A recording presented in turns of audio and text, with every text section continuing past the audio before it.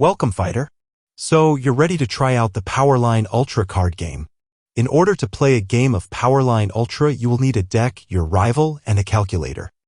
To win a game of Powerline Ultra, you will need to reduce your rival's health points, HP for short, from 100 to 0 by utilizing your fighter's special abilities, your stage, and various cards that make up your deck.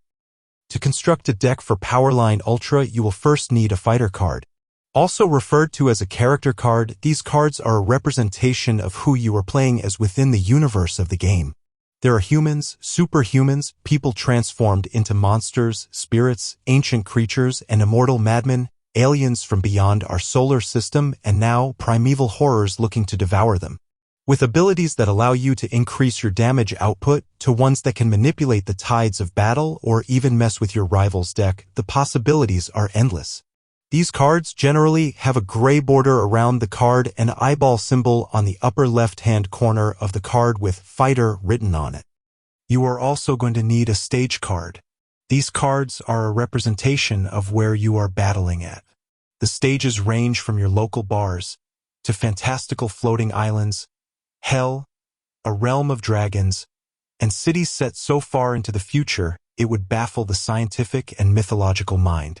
These cards are generally pink with a tree symbol in the upper left-hand corner of the card with Stage written in it. You will also need a nice variety of attack and utility cards. Attack cards are a representation of how you attack your rival. These attacks borrow elements from other highly influential fighting games you all know and love.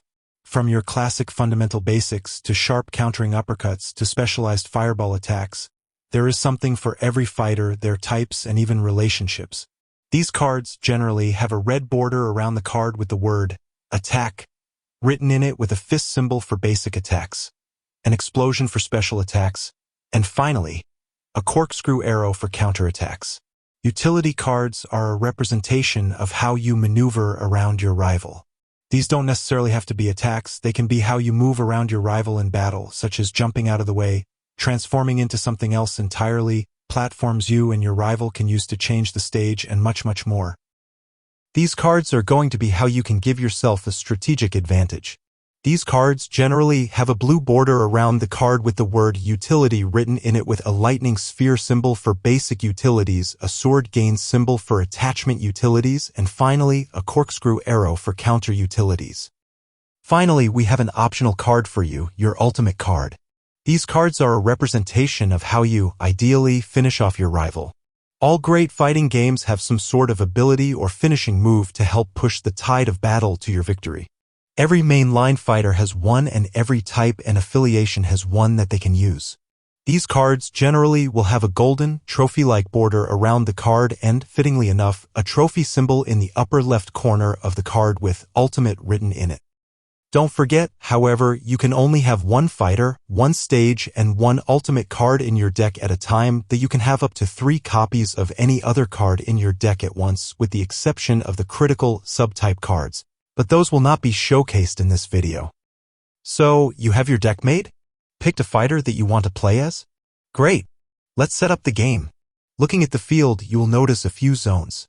From your left to your right, there is the power gauge, a stage zone with a stage utility zone, a fighter zone with a fighter utility zone, the attack zone, 3 basic utility zones, an attack discard pile, a general discard pile, and finally, your deck zone. These zones are all important and will play a key role in your game. First, you will take your stage card and place it face down in your stage zone. You will then take your fighter card and place it face down in your fighter zone. You will proceed to shuffle the rest of your deck.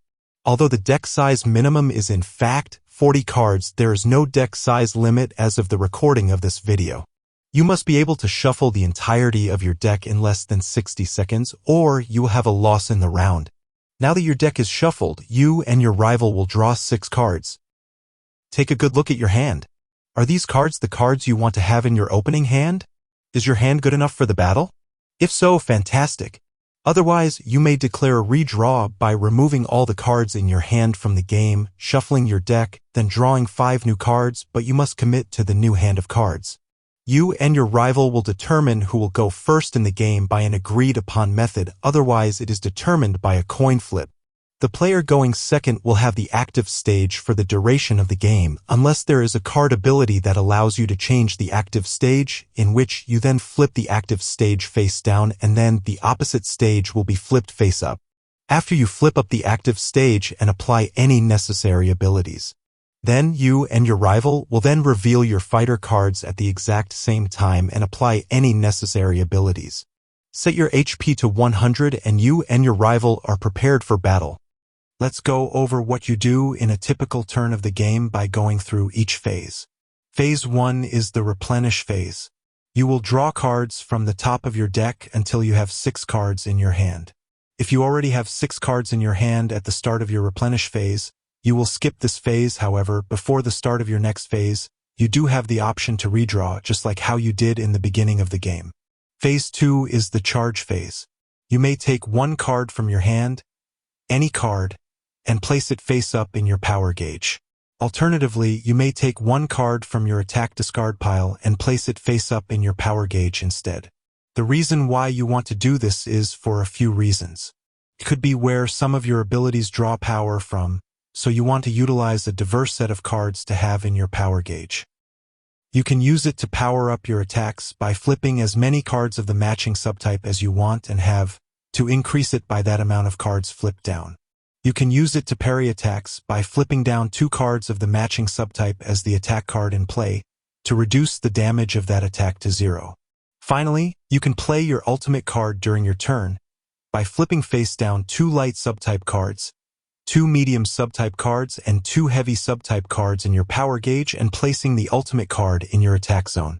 You could search your deck for your ultimate by flipping down 3 of each type instead. Your ultimate can be countered by your rival if they reveal their own ultimate from their hand and discarding it.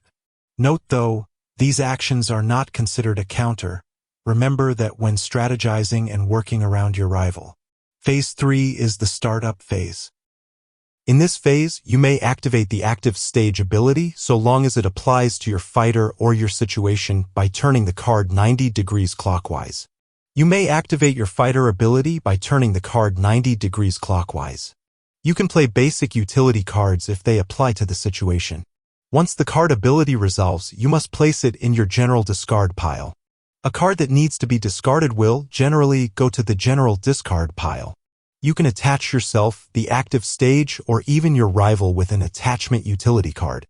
If there is already an attachment card on a zone you want to put another attachment card on, you will discard 1 card from your hand and then discard the card occupying the zone currently, then place your card in the zone. Phase 4 is the attack phase. This is where the magic really happens.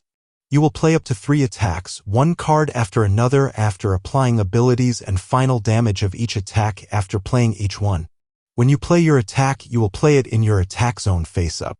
You will apply any abilities it may have and then deal damage to your rival, and then you can play your next one until you have 3, accounted for, attacks.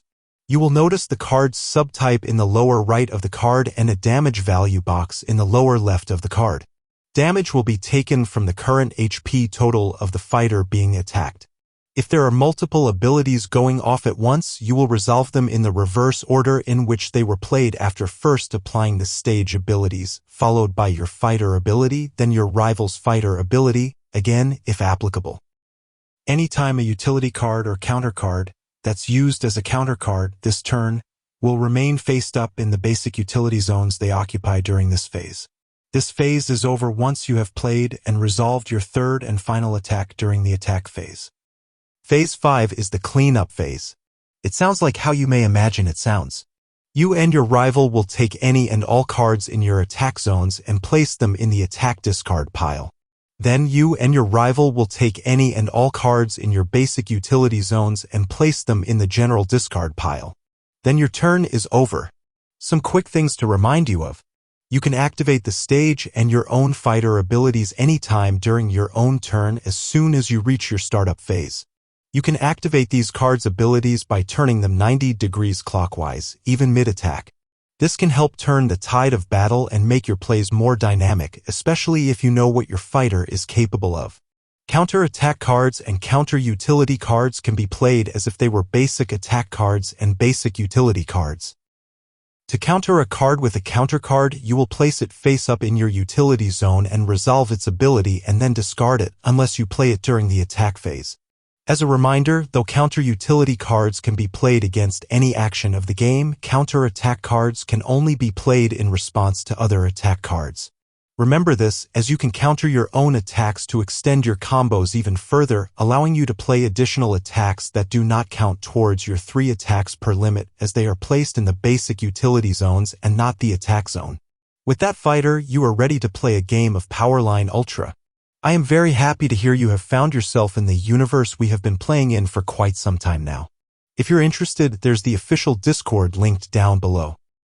There's also the website where you can see all things Powerline Ultra, as well as a link to our official shop with Hard Rock Gaming Studios where you can get all sorts of goodies. Thank you so much for watching our video, happy gaming, and as always, prepare for battle.